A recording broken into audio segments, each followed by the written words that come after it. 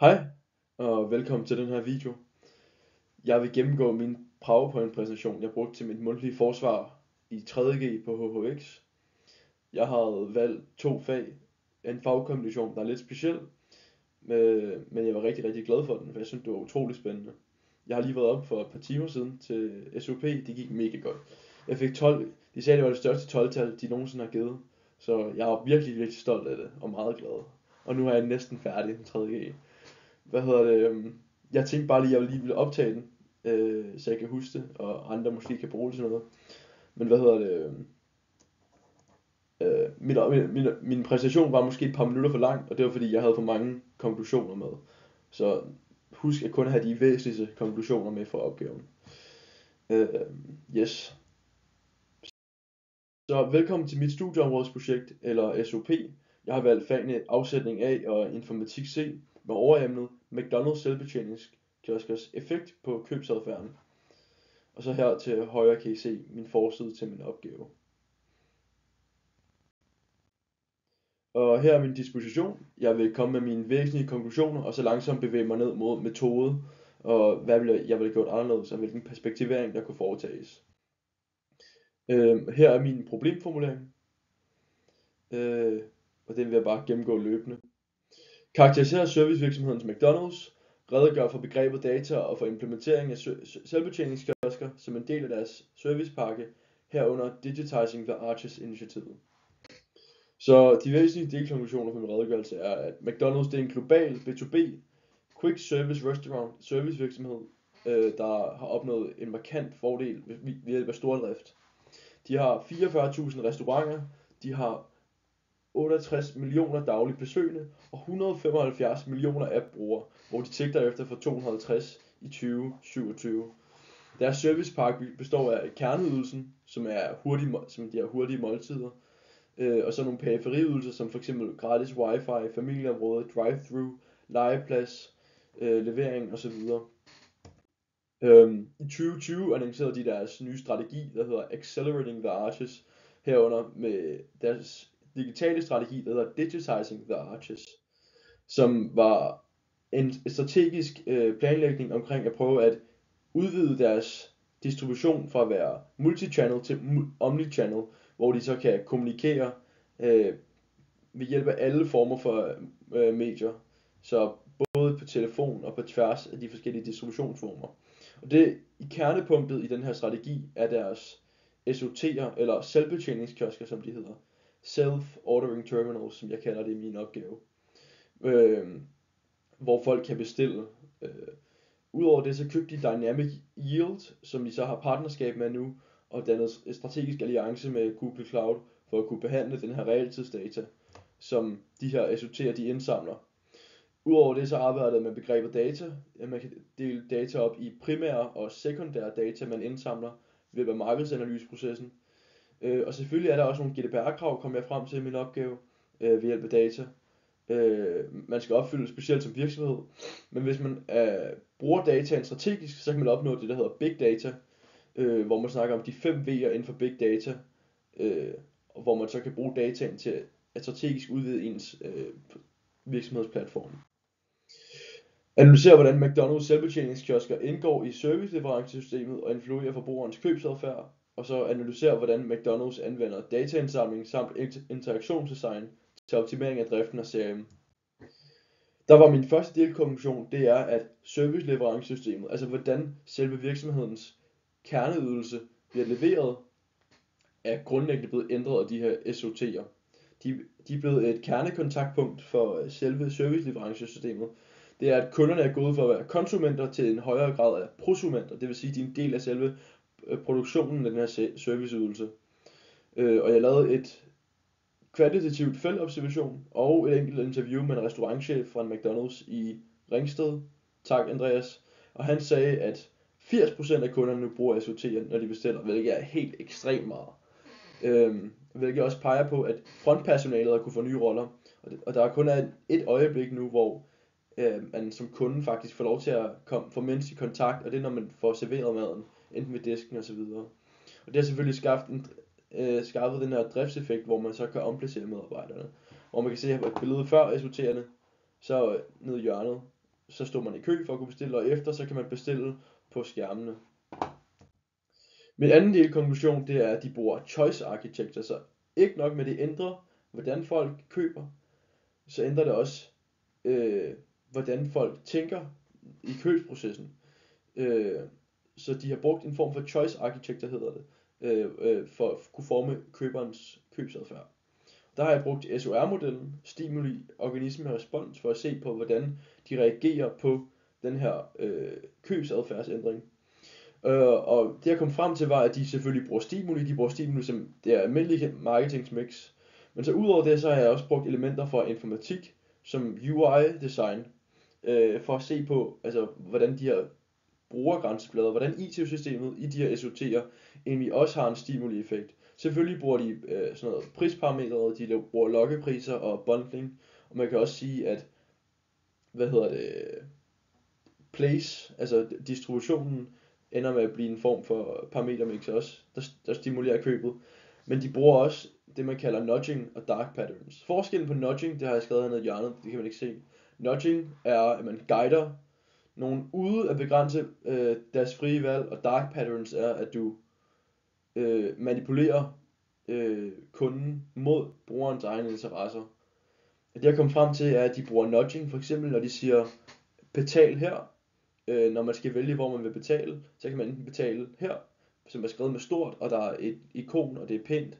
Og så knappen til at betale ved kassen, den er markant mindre, og der er ikke noget ikon.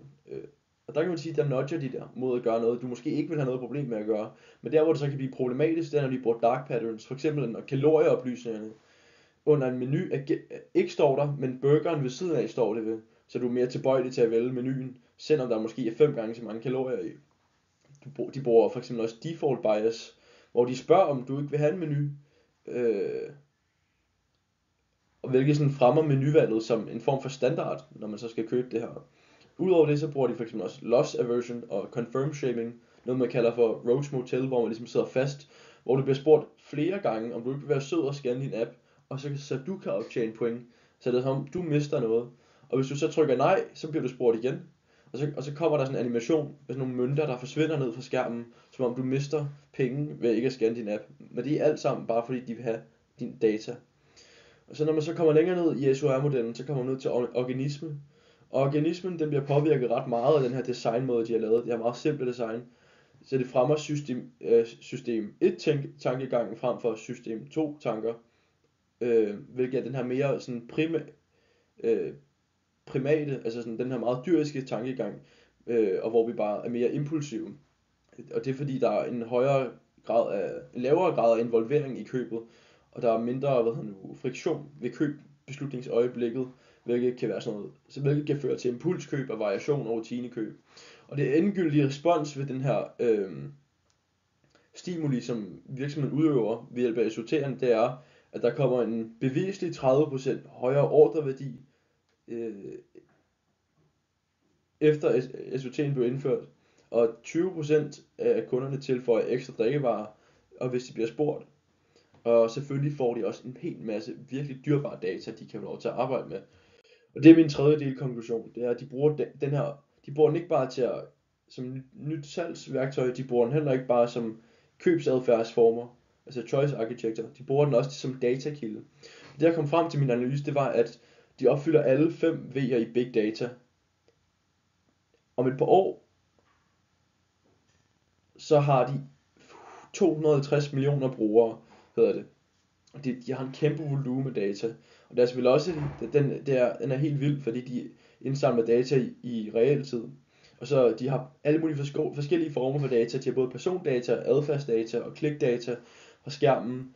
Og deres veracity, altså hvor meget man kan stole på dataen, den er valideret gennem login og kvitteringer og så videre, og brugerfeedback, og hvor du kan lave spørgeskemaer. Så det er i høj grad virkelig dyrebare data, de har fået, som vi så kan bruge efterfølgende til CRM og data. Og jeg lavede selv en GDPR-dataindsigt som mit bilag til min opgave, og der var over 23.000 linjer data på mig. Og jeg har kun nogensinde foretaget 15 køb på den app. Så det er helt vildt, hvor meget data de har på hver person. Det jeg kom frem til, at de bruger selvfølgelig dataen til CRM, altså Consumer Relationship Management, hvor de så kan lave permission marketing og direct marketing ud fra segmenteringsvariable, de så kan danne ud fra dig, ud fra den data, de har, ud fra demografi og adfærdsvariable osv. Så bruger de A/B-testing, det hvor de har 2 brugergrænseflader for at se, og så tester de conversion raten på hvilken en, der er bedst, og på den måde kan de hele tiden ved en iterativ proces optimere deres UX-design. Altså de optimerer, hvor knapperne på skærmen er, hvor meget prisen skal være og sådan noget, og hvilke produkter de skal anbefale. Og derfor får de en AI-tunet brugergrænseflade, hvilket er helt vildt. Og de vil vildt gerne have, at du skal logge ind, har jeg også fundet af. Fordi at ellers ved de ikke, hvem du er. De vil gerne vide, hvem du er. Det der KYC kalder man det. Know your customer. Og på den måde kan de så binde dataen til dig, så dataen bliver personhenførbar. Og alt det her, det ender så med, at de får en højere customer lifetime value, altså CLV hedder det. Det vil sige, at du bruger flere penge hos dem igennem hele din livstid, fordi du er blevet en mere loyal kunde, og de får mulighed for at lave direct marketing med sådan push notifikationer på din telefon og så videre. Og så lavede jeg et flowchart her fra informatikfaget, hvilket er en form for empirisk modelbrug, og hvor jeg brugte den deduktivt, så jeg tog modellen, og så udfyldte jeg den bagefter ud fra en feltobservation, jeg lavede ved at tage hen til McDonald's. Og der har jeg highlightet med orange alle de steder, hvor dataen bliver indsamlet, hvilket er over 11 steder i hele købprocessen. Så det er helt vildt, hvor meget data de kan samle. Og alle de blå cirkler, det er steder, hvor de bruger nudging eller dark patterns. Så de bruger utrolig meget design til at prøve at fremme det her. Og så vurdere, hvilke fordele og ulemper der er ved McDonald's selvbetjeningskiosker, og diskutere den fremtidige udvikling for digitalisering af kundeoplevelsen hos McDonald's. Diskutere, hvilke etiske dilemmaer, der kan opstå i forbindelse med digitalisering. Der er min første del konklusion, der er selvfølgelig nogle fordele og ulemper ved de her SOT'er. Der er den her prosumenteffekt, hvor kunden bliver en del af det her. Så det vil sige, at de har brug for færre, der arbejder, og de kan derfor også foretage dynamic staffing, for de ved, hvornår ved hjælp af dataen, hvornår de faktisk har brug for folk på arbejde, og når de ikke har. De får altså en mere effektiv drift. De får et hurtigere flow, fordi der er flere, der bestiller, og der er ikke sådan en flaskehals over ved kassen, med kun en, der kan tage imod ordre eller 2. Og de har lavere omkostninger, fordi at en skærm skal selvfølgelig ikke have løn, og den kan ikke kræve A-kasse, og den kan ikke kræve fagforening, og den kan ikke sove. Og den kører næsten hele tiden, hvilket giver dem stordriftsfordele. Det giver dem en 30% højere gennemsnitlig ordreværdi, AOV hedder det, og en øget customer lifetime value. Og så får de så meget data, at det er helt vildt. Hvilket de også kommer til at bruge i fremtiden endnu mere, for at kunne skabe den her personaliserede oplevelse, som virkelig mange kunder sætter pris på, og tilbud osv. Og så er der også færre kommunikationsbarrierer og mindre støj ved den her kommunikation, fordi de ved, hvem du er som person, så de kan microtarget deres markedsføring. Selvfølgelig er der også nogle risiko for tekniske fejl og sådan noget, fandt jeg ud af i min opgave. Der kan også komme kø, for eksempel hvis skærmen stopper med at virke og sådan noget, så har de kun én disk efterhånden til at kunne tage imod ordrene. Og der kommer også det her tab af menneskelig service. Nogle mennesker sætter måske endda pris på den her menneskelige service, der er på nogle restauranter. Så derfor bliver det her leveringsøjeblik, som er måske det eneste tidspunkt i hele leveringen, igennem hele kunderejsen, hvor der er menneskelig interaktion, det bliver så vigtigt, at du bliver nødt til at levere det med et smil, når du giver burgeren og siger god dag for eksempel. Og nogle mennesker, ud fra nogle artikler jeg arbejder med i min opgave, oplever også, at der kan være utrolig meget stress også, og der kan være for meget at skulle kigge på og tage stilling til ved de her skærme. Der er simpelthen for mange valg, de får en overload.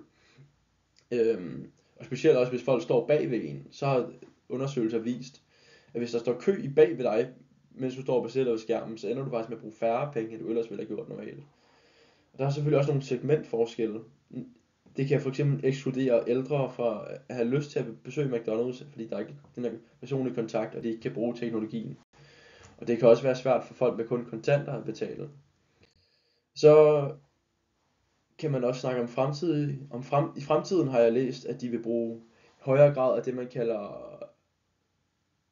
stemmestyret AI, hvor de vil bruge stemmestyret til blandt andet drive-thru, hvilket er vækstet helt vildt.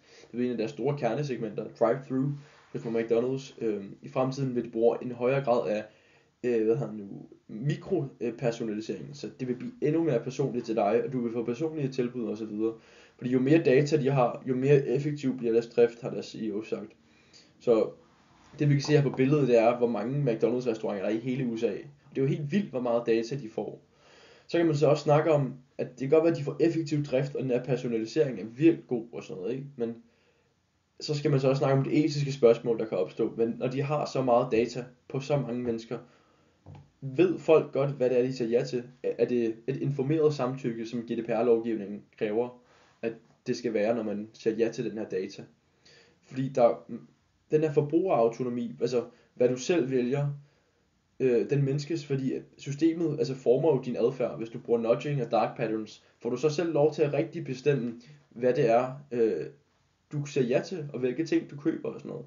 Hvis du hele tiden får tilbudt lige præcis det, du gerne vil have. Hvis de ved, hvad du vil have, inden du selv ved det. Og det her samtykke, som de har så fået af alle dem, der opgiver deres data, den bliver næsten købt jo ved hjælp af rabatter og spil og sådan noget på deres app. De bruger sådan en form for gamification, hvilket også er en ret etisk gråzone, vil jeg sige. Og så fandt jeg ud af min GDPR-data-indsigt. De sagde, at de deler vores data, i hvert fald i Danmark, med tredje lande, som USA og New Zealand og England og så videre, til en hel masse databehandlere, som de kalder deres samarbejdspartnere. Men der er der nogle helt andre regler for, hvordan dataen kan blive behandlet og så videre. Og vi har ikke reelt indsigt i, hvordan vores data bliver behandlet. Jeg skulle skrive alt for mange e-mails til dem, før jeg kunne lov til at få mine data. Selvom GDPR sætter krav på, at man skal kunne få sådan data udleveret. Så er der også risiko for datasikkerhedsbrud, fordi i 2021 for eksempel og 2010, der havde de kæmpe hackerangreb, hvor flere af deres personhenførbare data blev hacket.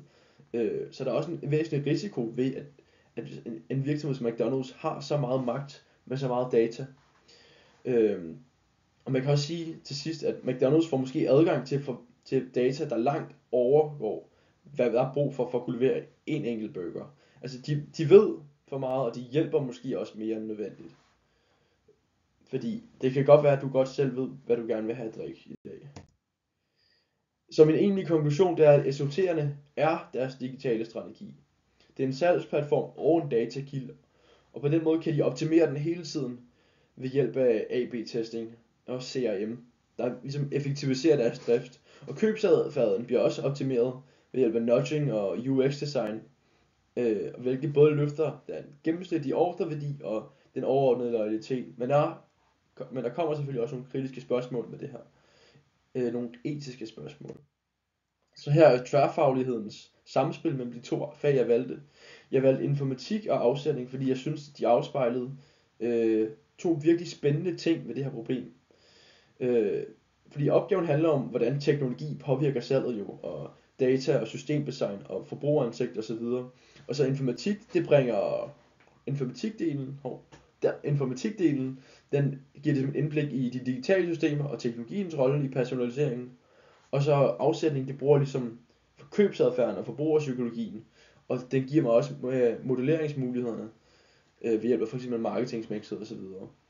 Og til sammen så danner de grundlaget for, hvordan McDonald's skal bruge data og iterativt udbygge deres IT-system til at skabe en bedre drift og ligesom marketingsmix og promotion. Så her er de modeller, jeg har brugt. Jeg valgte at bruge en hypotetisk deduktiv metode, det vil sige, at jeg allerede godt vidste, at de nok brugte dataen til noget, og det her IT-system selvfølgelig ikke bare var tilfældigt designet. Men jeg vidste ikke til hvilken grad, så jeg valgte nogle modeller. Jeg valgte SOR-modellen og serviceleverancesystemet. Heroppe i toppen kan man se. Og så valgte jeg nogle informatikmodeller, som jeg tænkte var passende hedder det. Og så brugte jeg de modeller, og så på den måde,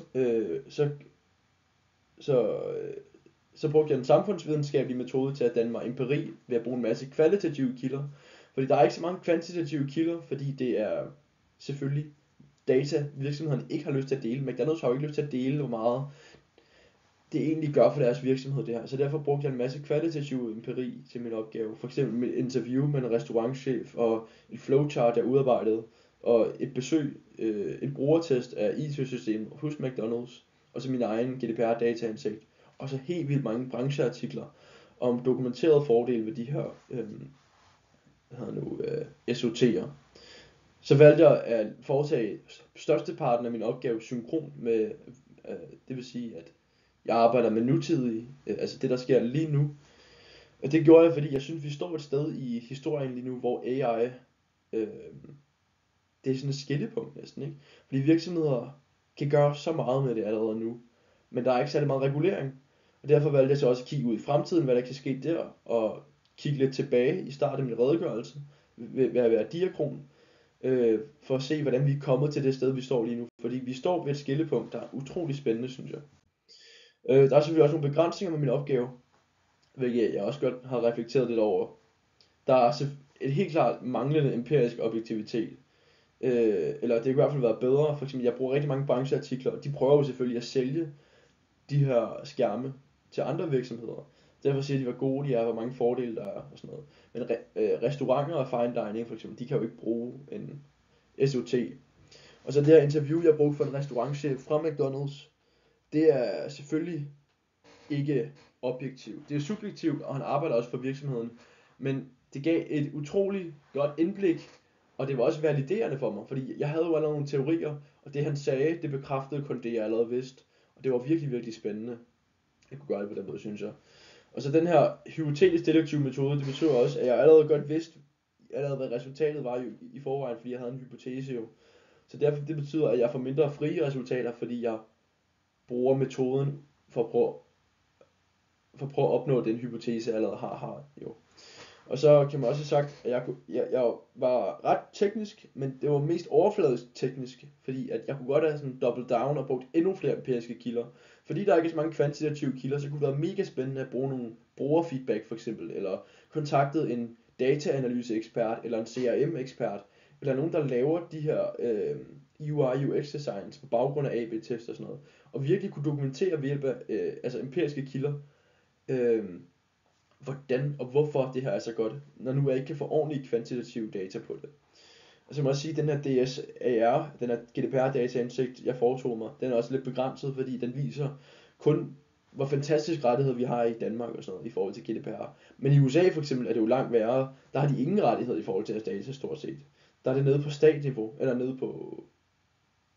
Ja, der er det de enkelte stater, som så regulerer, hvor meget data der er tilgængeligt og sådan noget. Og der er de langt mindre bagud i forhold til regulering. Så en refleksion, hvad vil jeg gerne prøve at arbejde med? Jeg vil gerne prøve at arbejde med deres omnichannel strategi. Jeg synes, det er mega spændende, det med SOT'er og sådan noget. Men jeg har afgrænset det ret meget. Jeg synes godt, det kunne være spændende at arbejde med hele deres omnichannel strategi. Og hvordan de bruger permission marketing, direct marketing og push notifikationer og sådan noget. For eksempel bruger appen langt flere helt vilde nudging og dark patterns og sådan noget i forhold til, hvor simpel SOT'en er. Og der er langt mere data og spil og sådan noget, gamification og alt muligt, der foregår inde på den her app. Og så kunne det være spændende at kigge på, hvordan de bevæger sig igennem kunderejsen, den digitale kunderejsemodel, jeg har sat ind her. Og hvor mange fysiske kontaktpunkter der egentlig er. For der er så mange digitale kontaktpunkter med McDonald's. Du bliver fx kontaktet efter du har foretaget et køb og sådan noget.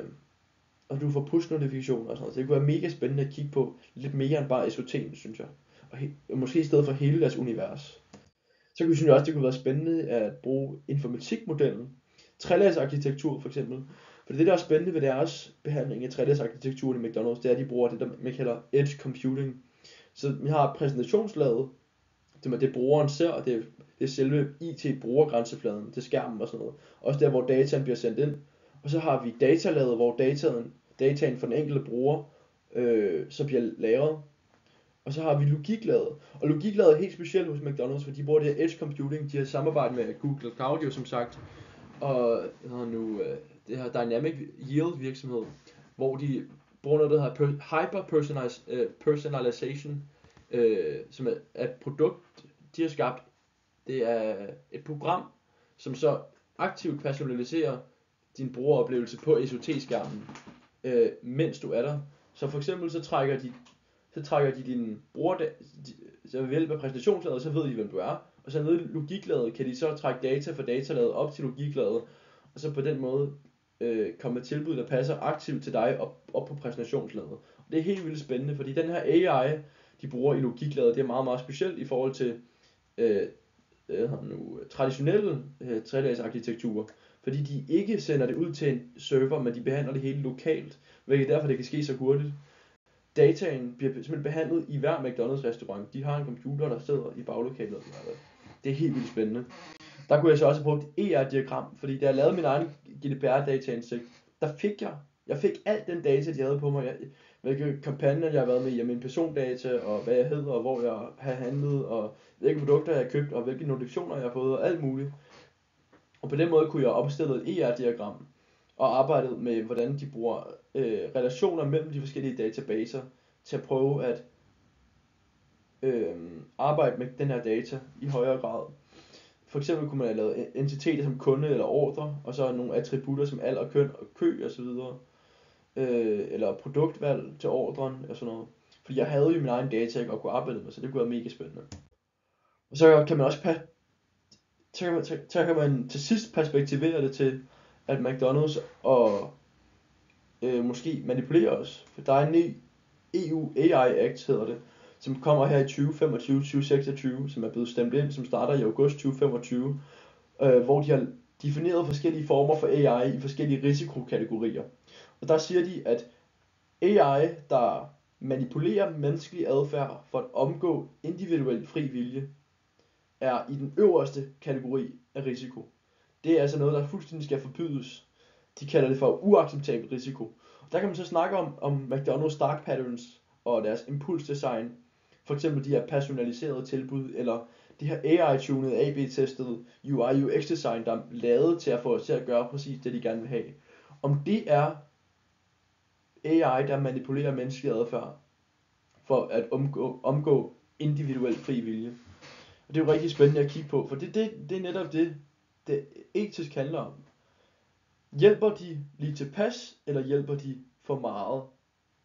Er det stadig brugerens interesser, hvor meget de egentlig manipulerer os og nudger os igennem købsrejsen? Ja, og det var egentlig det. Så lavede jeg et ekstra bilag her, så hvis jeg blev spurgt ind til det, tænkte jeg, hvis I spurgte, hvordan var dit søgeproces af data og sådan noget, så har jeg lavet den her. Du tager søgningen, og så evaluerer du det, du har søgt, og så afklarer du behovet, og så vælger et nyt søgeværktøj, og så vælger jeg nye søgeord, og så bruger jeg det til at søge videre. Og så går man igennem de her projektfaser, hvor man vælger de forskellige projektfaser. Og så synes jeg også, det måske kunne være lidt spændende at kigge på værdikæden. Fordi at, man kan sige, at den her SOT, den ændrer også ikke bare serviceleverancen og så videre, den ændrer også helt klart værdikæden. Der kunne jeg også have kigget på for eksempel de her kerne af periferirydelser og sådan noget. Og de tekniske ressourcer, og hvordan det fører til margin. Den der vil have passet rigtig godt til min opgave, vil jeg sige. Og så kunne det også være spændende at snakke lidt om den her iterative AB-testing, de bruger osv. Fordi at det er ikke særlig godt forklaret i min opgave. Jeg bruger bare termet i AB-testing, men det er utroligt spændende og kunne have været ret spændende at selv foretage en AB-test med 2 forskellige brugergrupper, jeg kunne have samlet, og se hvilken form for brugerrejse, der er mest konverterende for McDonald's. Tusind tak. Og hvad hedder det? Der er gået en halv time nu, og det er jo min præsentation. Men den er overhovedet ikke retvisende. Den er ikke retvisende for, hvordan en rigtig SOP-fremlæggelse foregår. Jeg er nået ind til mit sidste slide af mine væsentlige konklusioner, før de sagde, nu har du 1 minut tilbage, og så skyndte jeg mig at gå igennem mine metoder og så videre. Nu har jeg virkelig prøvet at dykke dybt ned i min opgave, så man ligesom kan prøve at forstå, hvordan fremgangsmåde er i sådan her præsentation. Men min gode tips er, at når du får et spørgsmål, så prøv at dykke ned i din opgave og sige, det behandlede jeg faktisk her i opgaven, i min analyse i første del. Og det var rigtig spændende, fordi jeg fandt ud af det her, så mit svar til dit spørgsmål på baggrund af min opgave, det er det her. Det gjorde jeg flere gange, og det var de rigtig glade for. Og så udover det, så selvfølgelig husk, at væsentlige konklusioner er rigtig godt, men det vigtigste i præsentationen, det er faktisk din metode og din perspektivering, og din refleksion over, hvad du kunne have gjort bedre og sådan noget. Det er rigtig, rigtig fedt, hvis du kan vise, at du godt vidste, du kunne have gjort det bedre. Ja, og så udover det selvfølgelig, så print din opgave igennem, læs den igennem et par gange, og find nogle ting, du synes er væsentligt ved opgaven. Det var rigtig, rigtig spændende at arbejde med min opgave igen, synes jeg. Tusind tak for at se med. Hvis I har nogle spørgsmål, er I velkommen til at skrive til min e-mail nede i kommentarfeltet. eller i beskrivelsen. Jeg skal nok svare. Jeg elsker at hjælpe folk, så bare sig til.